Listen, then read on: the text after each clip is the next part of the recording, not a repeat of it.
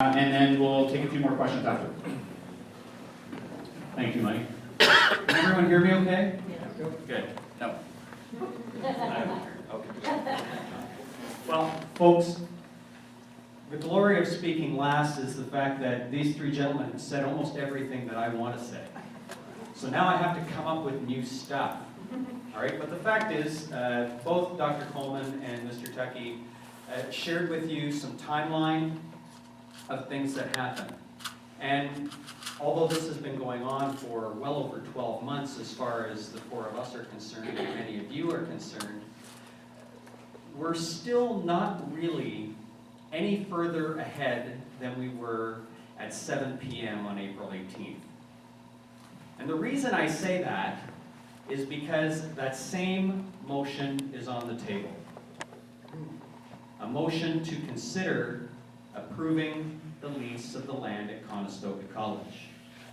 Now, a lot of things have happened between April 18th and this moment we stand at now, including a general committee meeting May 3rd, where it seemed, and I wouldn't want to insinuate anything, but it seemed as though the Multiplex mysteriously appeared on that agenda with no real warning to the public. And of course, if you ask city staff or certain members of council, was that information available to the public? Yes, certainly it was. It's on the city's website, which is just like the Marianas Trench, which everybody is familiar with. It's an inch wide and a mile deep. So finding that information, unless you know exactly what you're looking for, which means I'm going straight to the lottery counter inside the Walmart, up off of Pine Bush, which is the third building in with the big blue sign and the big white letters. So you know exactly where you're going to find that lottery ticket to speak at Marjorie at the ticket counter because it's 1:05 p.m. on Thursday afternoon. Well, the fact is, yes, it was available, but finding it was that proverbial needle in the haystack. So a few became aware, and lo and behold, we filled the council chamber. And we filled the council chamber because it's an important issue. It's an important issue because we're not just talking about whether Conestoga College is a good location for a sportsplex. We're not just talking about whether the decision was made underhandedly or without public consultation or the fact that it's a big ticket item. What we're talking about is community building. We all moved here, or perhaps we were born here and decided to stay because it's a great place to live. We want to encourage our kids to stay here. We want to live a decent life. And when we talk about living a decent life, we talk about living somewhere, we talk about working somewhere, and we talk about playing somewhere. This is part of play. This is community building. And Dr. Coleman alluded to it, Mr. Tuckey alluded to it, Mike spoke to it. The fact is, this is not community building. It's not community building because nobody talked to us. You're buying the biggest thing you're ever going to spend money on in this city, and nobody talked to us. Two, you're saying it's for the benefit of the community, but you're putting it at the furthest reaches possible. And in the next city, in fact, and as Ken pointed out, next to the highest development area in our neighboring city, Kitchener. And instead, we could be putting it, in places that could be remediated for brown land, like the property we identified just next door to this, to the Newfoundland Club, or in the southeast part of the city, which is the high-growth area of Cambridge right now. There's all kinds of worthwhile sites, right? And it's not community building because they're trying to sell it to us as one thing, but make it something else. Right? They're talking about sports tourism, but it's not, because you haven't got rinks that are going to attract tournaments and provincial tournaments or OHL tournaments and otherwise. You're talking about a standard-sized gymnasium and a non-competitive swimming pool, which is designed for swimming lessons, which theoretically is for the community. But again, it's not where the community is most likely to use it. So sports tourism, as Ken pointed out, red herring, off the table. We don't need that. And if we do need that, then it still needs to go somewhere that is going to promote business development in the city. So what we need you to do is sign the petition, which you've all done. Thank you very much. What we need you to do beyond that is show up Monday night at the special council meeting, which is the replay of the April 18th meeting. We're going to be at the Beehive Hall, which is the Hespler Arena, and it's at 7 p.m. on Monday night. Now, I know that all of you fantastic people are going to be there, but you also need to bring 5 people with you. We had 400 people show up on April 18th, and, you know, pardon my language, it scared the hell out of them. Okay? That's what community building is. Not scaring the hell out of people. Scaring the hell out of people is not community building. But speaking with a common voice, identifying the fact that there was a poor process associated with this whole undertaking. If you're really doing it for us, then do it for us. Listen to us. Show us what you are basing your decision on. It's simple. We may not like something, but if we understood how you arrived at the choice, and it makes sense, I still may not like it, but I can go along with it, because now I understand. If you come along and say, hey, it's complicated, you won't understand, there's far too much to it, it's secret, that's not community building, that's subversion. That's a secret agenda, okay? That's not what we elect people for. Yes? Bill, just a quick question. How many people will the Beehive Hall hold? It's not that Not 400. Not 400. It's 350. I think it's 350? Yeah. It holds, if that's for me, I'm not here. It holds about 350 people, which means that if we show up with the same number of people as we did on April 18th, we will be at capacity. And that's the point, really, because and I'll get to you in just a second. That's the point, is showing people that we're interested in how decisions are made in this community, because it affects every single one of us differently, but it affects every single one of us. Yes, Rob? So, this is important to me because I live here and I wanted to stay here and I've always been here, okay, and I like it. So I don't want anybody to mess it up. So, and I know Doug personally, and I know some of the counselors personally. So I thought, this will be easy. I'll just make an appointment and go in and see them. So I did have a chance to see Doug and in person, and Gary Dyke. He slid him in, though. That was interesting, because it wasn't supposed to be anybody but Doug and I and my wife. Slid him in. But here, after listening to him and answering my questions, I'm terrified. So I agree with everything that you guys did a great job, by the way. You've done your homework. Because I tried to read Doug in that meeting, and he came across to me as somebody with a plan, and you know what it is. So it looked like he was being open by allowing us to have this meeting on Monday, and allowing us to maybe let you guys talk, and maybe investigate some sites or some options. But I don't think that's what, I think he's got a plan.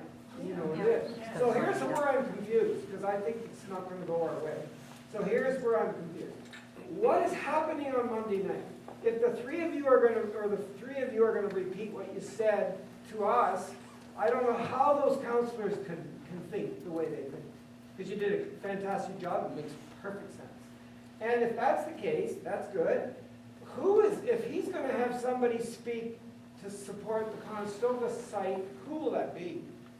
I don't know if that's going to happen, but if they are, Frank? Yeah, right. Yeah, but Frank told me he was only part of he was the chair of the committee to decide what was going in it. That was it. So that bothers me. And the other thing is, if they if the meeting is a repeat of the 18th, so they're gonna start off by, talking about what's going in it. Well, And then they're gonna ask to see if we can extend it till September, or what's happening? well, let me explain this a little bit. As I understand it, and I believe the rest of us understand it the same way, is that what happened at General Committee on May the 3rd, there was a motion to not postpone, but the original motion on May the 3rd, and I may be forgetting a part here, is that they wanted to proceed with the development of the plan for the sports complex. They also wanted permission, staff wanted permission to proceed with decommissioning or repurposing the arenas or facilities that were slated for, or had previously been identified. So Duncan Mack, Carl Hummeth, and Dixon Arenas. Okay, and in doing that, it would have meant that you can make no other choice except Conestoga College. And because we packed that room, and because we've been making noise for quite a while, the mayor proposed rewriting that motion. And it was to reopen the process, or sorry, not to reopen the process, but to have an open process and talk about how the site selection criteria came to choose Conestoga College. And I'm paraphrasing, I'm not giving you the exact wording because I was hoping to find it, I couldn't find it. So what they've done is they have endeavored through this to be more open with the process and give the impression, because when I walked out of there on the night of May the 3rd, I felt very good. I felt that we had had somewhat of a victory because now it was going to be revisited. And as I played it back in my mind, really, we're still in the same place. We're getting part of what we've asked for, which is an open process, but as Dr. Coleman indicated, that really, although we've looked at the content of the facility, the process itself is flawed, and we need to start it over. And that statement in itself creates a wedge. So before I get back to that, so they've opened this up, and they've said that there will be public meetings. Presumably there will be public meetings set up for sometime in June, July, or August, and that the decision on the Conestoga College land lease is deferred until September. Now, this is a general committee meeting, so that's not been actually decided yet. It still has to come before council and be ratified, for lack of a better word. So the meeting on Monday night is still about approval or deferral or decline of the land lease. And what we expect to happen on Monday night is that that land lease decision will be deferred until sometime towards the end of September, giving time to staff to have these public consultations, set up a website, or however they figure out how to engage the community so as to elicit the response they're looking for, and feed that back to council at least 2 weeks before the deferred decision date in September. The very next day on television, so May the 4th, the mayor was on CTV and said that he had done all this, okay? Not that council had done all this, but he had done all this. And proceeded to pitch why Conestoga College is the best site. So Rob, in some way, shape, or form, I agree with what you're saying, is that right now, the mind still appears to have been made up. And that, and I don't like the word, that they're being paid some lip service. Now, we're all working very hard, and we appreciate the attention that you're all giving to this matter. I mean, heck, you've all been sitting here for the better part of an hour, over an hour, and we appreciate that. And, you know, we're taking this time because we are deeply committed to the undertaking, and we deeply appreciate you all being here, because this is the single most important thing going on in the city right now. Not a pedestrian bridge over troubled water. Not a, hey, wait a minute, Mr. Postman. And I wish I could think of a song for this project. But what do we get from City Hall but the sound of silence, right? So, and one moment, and I know you had a question as well. The fact is, and Mike pointed it out, on that May 3rd meeting, the mayor said to me, as a delegate at that meeting, why didn't you call me? And that was built into a whole prolonged statement that he made that usually as a delegate you don't get to respond to unless you're actually asked a question. And I find that the statements made by the people who press their little red button to speak is really just, you know, to hear the sound of their own voice and to be logged in the record as having said something. However, he did ask a question, and I was remiss that I didn't recognize it at the time, but here's the answer to Mayor Craig's question, and hopefully your video will make it to YouTube so the mayor can see it before I actually write a letter to the editor about it. The fact is, Mayor Craig, that a year ago, almost to the day, in fact it was May 10th, 2015, I looked up the email that I sent to the mayor and council and asked why this project was a good idea.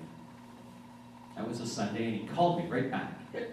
And we spoke for half an hour, and just like Ken's experience, we agreed to disagree. But he never answered my question. So my answer to his May 3rd statement, why didn't I call? Well, Mayor Craig, I did. And I wrote you. And we spoke. And then I did it again. And then I did it again. And then I took it to another level, and I wrote a letter to the paper asking you the same questions. And a whole bunch of other people did the same thing. And as individuals, we weren't heard.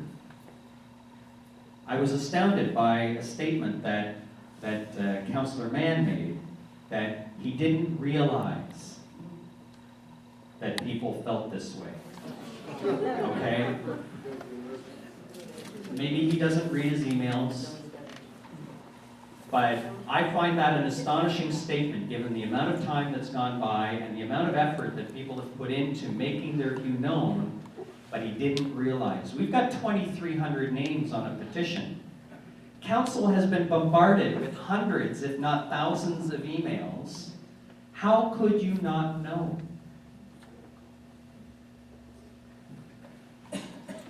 This is why we're speaking as a group, with a strong, unified voice.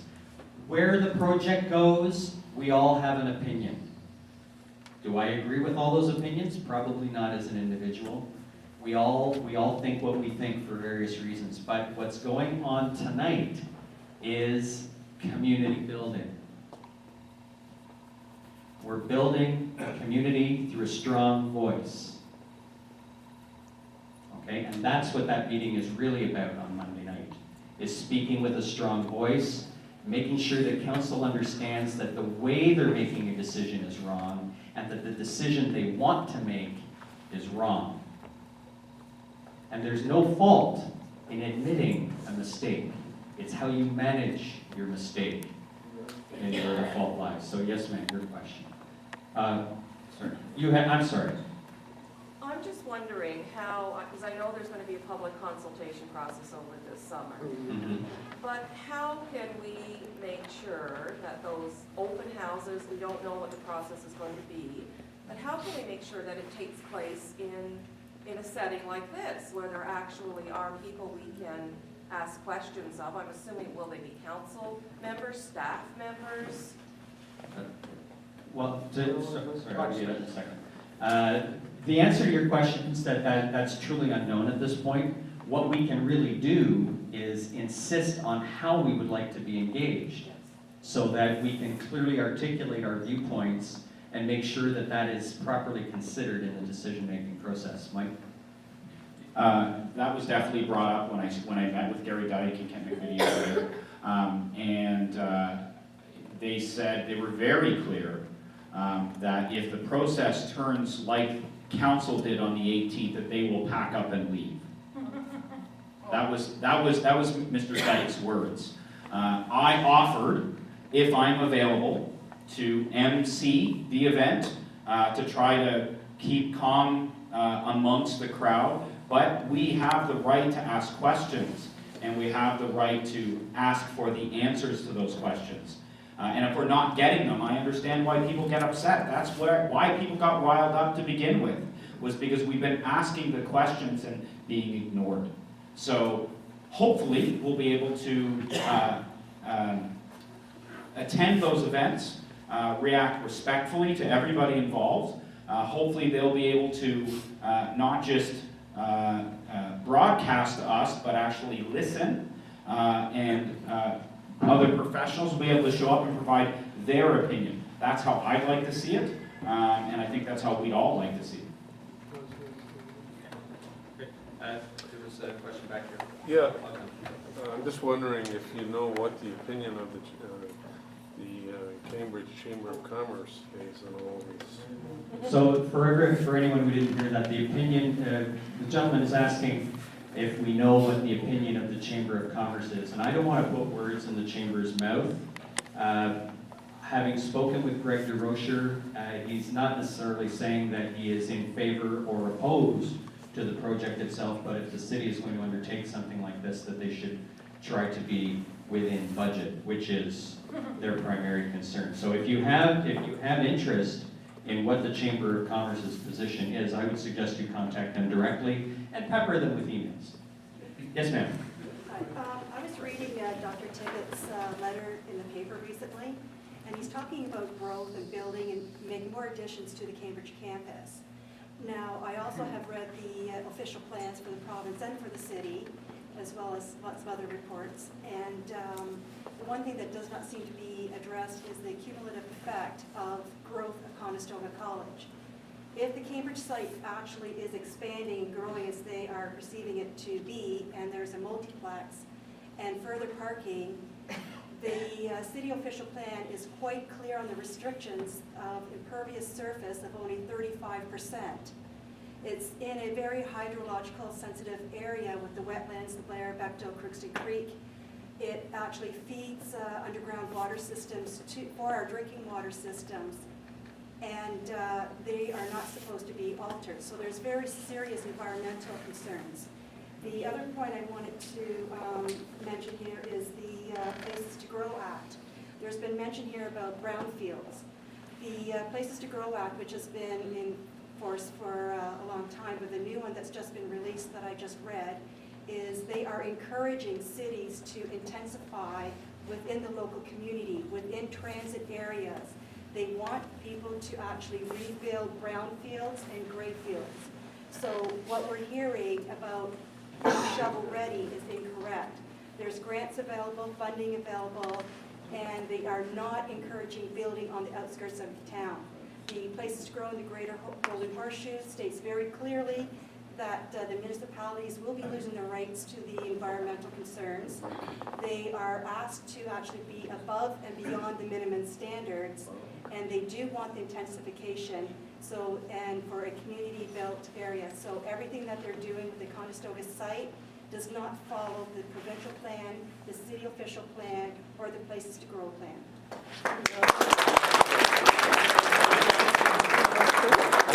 Just before I hand the, On Monday night? I was actually going to say that just before I hand the microphone to Derek, you should really bring those points up on the Monday night meeting, and I strongly encourage you to register as a delegation. And if you don't feel comfortable doing that, write it out, and we'll find someone to deliver that point for you.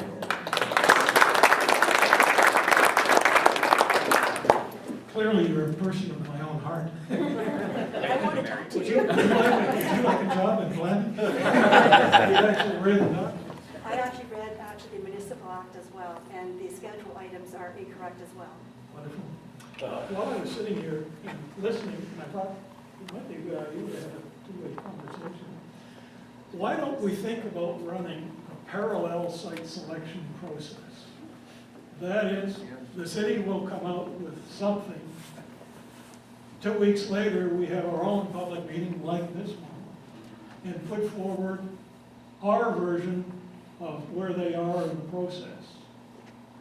It's not that difficult to do, and we certainly seem to have an audience. With that, if we're not satisfied with their process, we run our own. I think it's a very good idea, Gary. Yes, sir, and I'll come to you next. Don't worry, you'll get your chance. I saw your hand. Yeah, okay. Yes, sir. At the end of the day, after Monday's meeting and any other meetings between now and September and the mayor's and his gang of six meeting, I can see from what I hear about Doug Free that he will round this through. And in doing so, what are our legal ramifications? I don't have an answer to your question, sir. I know that, I'm not a lawyer, okay? I think that our recourse is, frankly, our course is to do what we're doing and to speak with a unified voice. And, Floyd, I'll get to you in just a second, Floyd, right after this lady here. I just have two questions, actually. Yes. They keep saying one of the benefits to Conestoga College is the fact that it's only going to cost us $2.5 million to lease it versus $30 million if we buy some. These properties that Dr. Coleman has been contacted about, are they significantly higher than $2.5 million? Any land that you're gonna buy will probably be costing a little bit more than $2.5 million for the footprint of land. But the number $30 million is a number that has been picked out of the air because they want to scare you, okay? They're trying to sell the Conestoga College site as being the only site. They're committed to that, I get that. okay? The other sites though, are they like anywhere near $2.5 million? Are they $5 million? We don't know because they haven't told us. Okay, and I mean, as a group, we're not in a position to make an offer to buy these properties, and we're not necessarily talking to anyone about the price of the land. What we're saying is that there is more to consider than just the cost of the land. And as has been pointed out, there's lots of costs that no one is saying anything about. $2.5 million right now for leasing something that you're never gonna own is like throwing money out the window. It's you, as Ken pointed out, you lease things that are going to depreciate, not appreciate. If you buy a piece of land over time, unless you completely contaminate it with, I don't know, radiation of some kind, you're going to gain value in that land. And as Lady pointed out, that in the places to grow, it's about focusing on reclaiming land that we've already done something like that too. So that land is already inexpensive. And we're doing a benefit to the environment. And we're investing in our own community instead of lining the pockets of what is essentially a private enterprise like Conestoga College.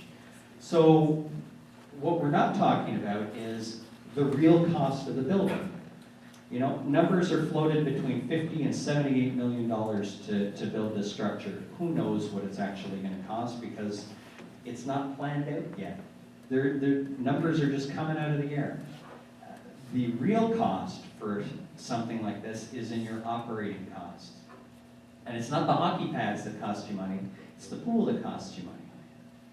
Right? So what have they estimated? Somewhere in the order of $1.25 or $1.5 million a year to operate that building in 2016 dollars, by the way, not in 2066 dollars.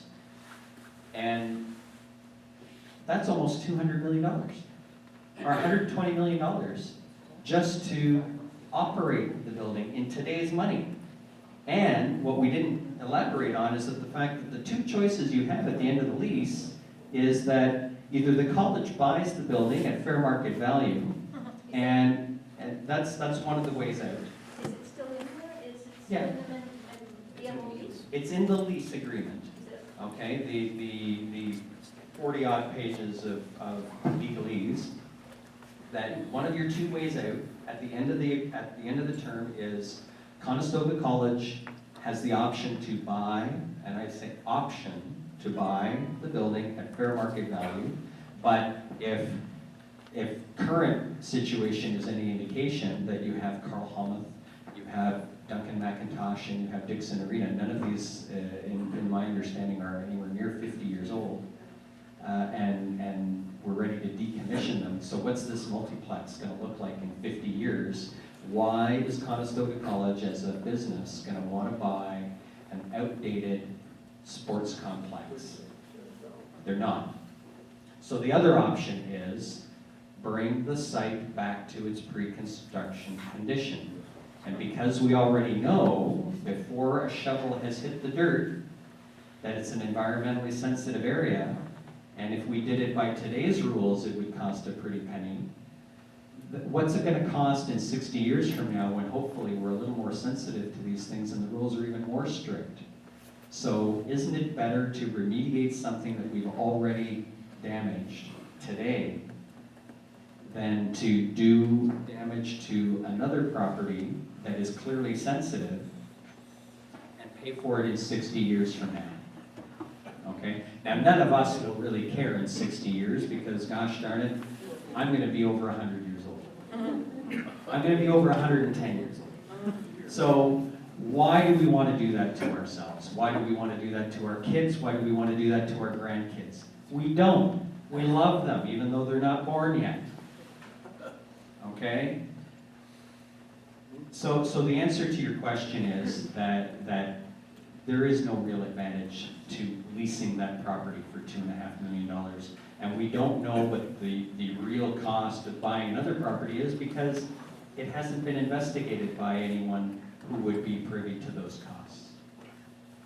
Yes, sir. Okay, I think we could spend countless hours debating the pros and cons Yeah. of where the sportsplex should go, or what are the benefits of this, that, or the other. I think what the focus has to be is how are we gonna draw the correct attention towards where it needs to be versus where it needs to go. And one of those is obviously having an effect on council. Currently, there's a number of people on council, members of council, who seem quite content to alienate those that are against the current location.